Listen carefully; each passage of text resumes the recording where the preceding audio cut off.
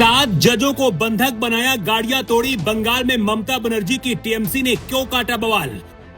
चुनाव से पहले क्या चाहती है ममता बनर्जी? चीफ जस्टिस बोले, मैं खुद रात में सब कुछ देख रहा था। 8 घंटे बाद बंधक बनाए गए जजों को भीड़ से बाहर निकाला गया। सुप्रीम कोर्ट ने कर दिया बहुत बड़ा ऐलान। ममता बनर्जी के बंगाल में जंगल राज की पार हुई हदें। 8 घंटे तक 7 जजों को बनाया गया बंधक। पुलिस फेल, प्रशासन फेल, ममता बनर्जी देखती रही तमाशा और टीएमसी के कार्यकर्ताओं ने 8 घंटे से ज्यादा बंधक बनाकर रखा। देश में ऐसा इससे पहले शायद कभी नहीं हुआ होगा कि जांच करने पहुंचे जजों को ही बंधक बना लिया जाए। सबसे हैरान करने वाली बात यह है कि 7 में से 3 महिला जज भी शामिल थी।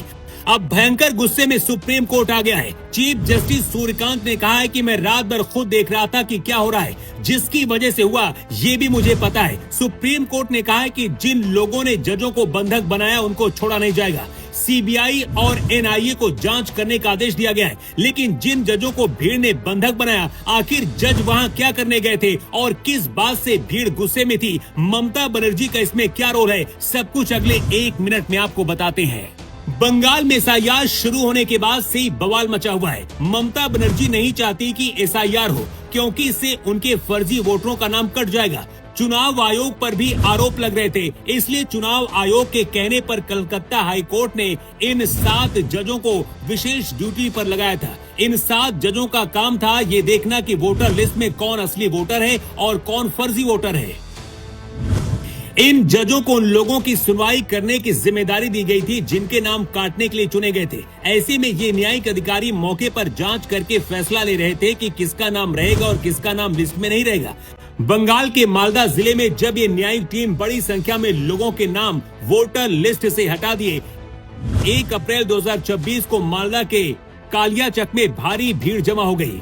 लोग जजों से मिलने की मांग करने लगे। इसके बाद भीड़ उग्र हो गई। भीड़ ने ऑफिस के गेट बंद कर दिया और जजों को करीब 8 से 9 घंटे तक अंदर ही कैद कर दिया। दावा की बंधक बनाना और भीड़ को उग्र करने में ममता बनर्जी के कार्यकर्ता और नेता शामिल थे, लेकिन हद इस बात की है कि 1-2 घंटा नहीं बल्कि 8 से 9 घंटे बंधक बनाया गया और ममता बनर्जी की सरकार सोती रही। स्थानीय प्रशासन सोता रहा। सोचिए बंगाल की क्या हालत हो गई है। आम अधिकारी नहीं, जजों को भी बंधक बनाया जाता है। कुछ दिन पहले ईडी की कार्रवाई के बीच से ममता बनर्जी अपने रजिस्टर लेकर भागी थी, लेकिन जजों के साथ जो कुछ हुआ है उसके बाद से देश के chief justice of India Suryakant बहुत गुस्से में हैं और उन्होंने जो कुछ कहा है उसे आज पूरे देश को सुनना चाहिए और समझना चाहिए। चीफ जस्टिस सूर्यकांत ने कहा है कि ये न्यायपालिका की स्वतंत्रता पर सीधा हमला है। जस्टिस सूर्यकांत ने कहा कि घटना सोची समझी साजिश है और प्रेरित है। सीजेआई चंद्रचूड़ ने राज्य सरकार और पुलिस प्रशासन पर कड़ा प्रहार करते हुए इसे कर्तव्य का परित्याग और आपराधिक विफलता कहा है। चीफ जस्टिस ने बंगाल के एडवोकेट जनरल से कहा कि दुर्भाग्य से आपके राज्य में हर कोई राजनीतिक भाषा बोलता है। जजों पर यह हमला सीधे तौर पर सुप्रीम कोर्ट के अधिकारों को चुनौती देना है और इसे किसी भी कीमत पर बर्दाश्त नहीं किया जाएगा।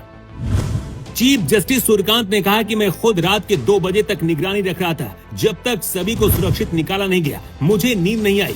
चुनाव से पहले बंगाल में फिर से हालात बेकाबू होते जा रहे हैं। सोचिए, जिस राज्य में इंसाफ करने वाले जज भी सुरक्षित नहीं, वहां आम जनता की हालत क्या होगी?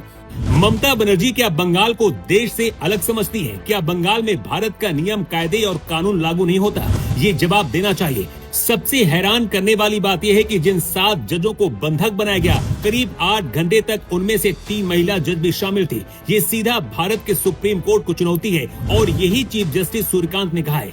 इस वक्त बंगाल में जिस तरीके के हालात हैं, ऐसे हालातों पर क्या करना चाहिए और इसे लेकर आपकी राय क्या है, कमेंट बॉक्स पर लिखकर आप जरूर बताएं। आज 24 के लिए रिपोर्ट।